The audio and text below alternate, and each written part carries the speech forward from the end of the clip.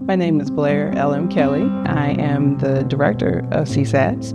I want our door to be open. I want us to be accessible and seen as a space that's available to students who are interested in questions of the South. There is a long and important history of teaching about and grappling with the American South at the University of North Carolina at Chapel Hill. And that ties in with the creation of the Center for the Study of the American South. An eminent historian, George Tyndall, had gotten a grant to bring to life an oral history program. And I was living in Atlanta when I interviewed for the job and was hired. I arrived here in 1973 and had a little crummy office in Hamilton Hall and a reel-to-reel tape recorder and a Selectric typewriter, and I hired a transcriber.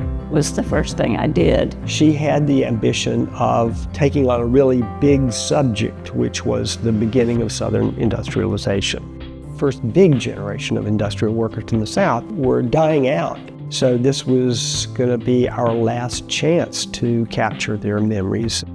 What that did was to show that the study of the South still mattered and that UNC was still the best place to do it. The Southern Oral History program is the linchpin of studying the South, because when we talk about the voices, we usually think of voices on paper.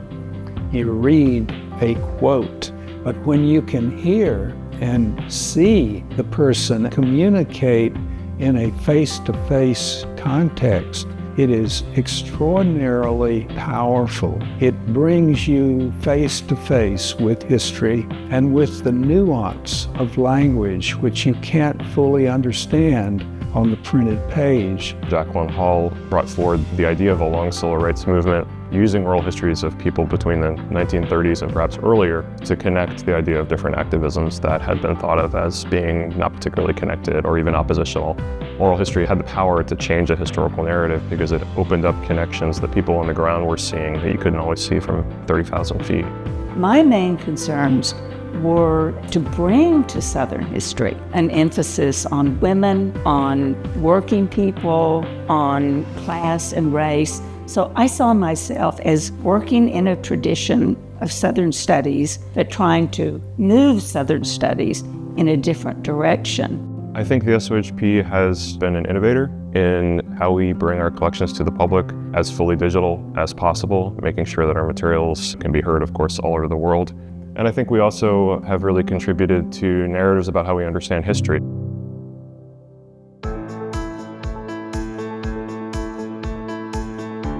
I became director of the Institute for Research in Social Science, which was founded by Howard Odum in the 1920s. And one of the things that I thought was worth doing was encouraging interdisciplinary conversations of various kinds. So we set up this program where we would support working groups, because I knew there were people all over the campus who were doing Southern studies. And I knew they'd have things to talk about if we got them in the same room. John said, it was the study of the South that really put us on the map, so to speak, and we ought not to desert the one thing in the world that we can claim to be better at than anybody else. It became clear to me, and I think clear to other people, that if the center was going to be a center for research on the South, the oral history program should be part of it.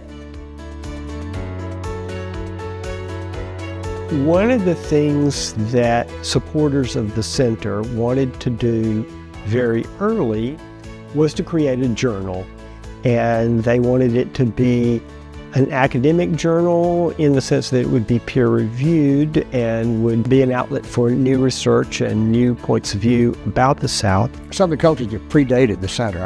I can't say this often enough. It was not a creation of the center. It's the other way around, if anything. So the office in the basement of Manning Hall that Southern Cultures had been working out of became the headquarters of the Center for Study of the American South. We talk about this a lot, but the S in cultures is intentional. It is really meant to sort of shift conversations away from the sense of a monolithic plantation era South. So the founding editors, Harry Watson and John Shelton Reed, really sought to bring multiple disciplines to bear on the question of what is the South, who's in it, what is the history of the South. And they intentionally included the voices of writers, artists, poets, journalists, folks inside and outside the academy. And I think that's one thing that sets Southern cultures apart. I think most of us thought the whole thing would last for 5 years and then people would lose interest and move on, but miraculously it has never disappeared. It is really intended to bring all the resources that the university can bear on these questions to tell the true, complex, deep story of the South. Spency Love, the Love House is named for her ancestors. She was the associate director of the oral history program, and she was living in the Love House, which was owned by the university.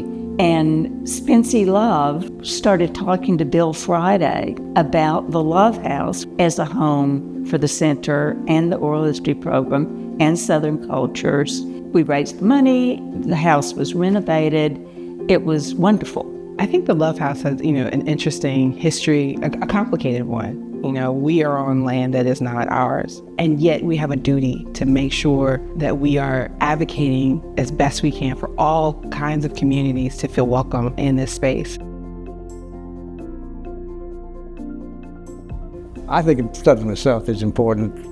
First of all, the history will always be there. I mean, even if the region disappears, but I don't think the region disappearing, it's changing. And we need to document the change. We need to look at what's happening and try to understand it and see where things are going. The South has a long history, often violent history, and what do we do with that in order to move forward? Southern Futures offers us new ways of approaching the American South as a site for possibility. We want to grow that collaborative network, and so we're creating space and opportunities for people to really engage deeply and think about what the future will and could be. I think that CSAS could really not matter any more than at this particular moment. And what we provide for students is an opportunity to be in this radically evolving present and then look to the future. But also understand by hearing all the voices that we are trying to understand and preserve of Southerners over time, to look to those voices to find skills in activism and resilience that will apply to this present and to the future that they are hoping to create. I'm really proud to be a part of the Center for the Study of the American South. Really excited to be part of the physical space of the center, where people can gather on campus, where scholars are connecting with one another on their projects. I think it's a thrilling time for the center, and I'm glad to be in leadership.